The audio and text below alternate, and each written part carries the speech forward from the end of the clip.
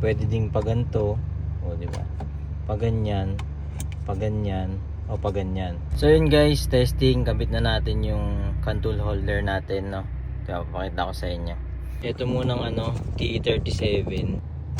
So yun guys, ganito yung tsura. Yan, ganyan lang. Diba? Sakto lang naman siya. Pwede rin dito.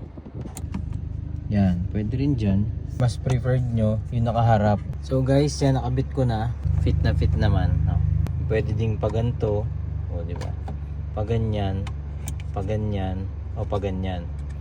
Meron kayong choices. Bali yun yung mga choices nyo. Napaka versatile nya. Pwede nyo siyang iba't ibahin ng pwesto. Depende sa trip nyo sa buhay nyo. O depende dun sa kotse nyo. Kasi iba-iba naman tayo ng air vent, diba?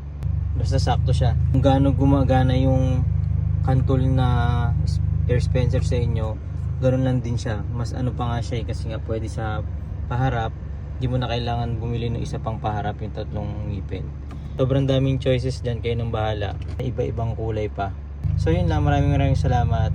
Sana nakatulong.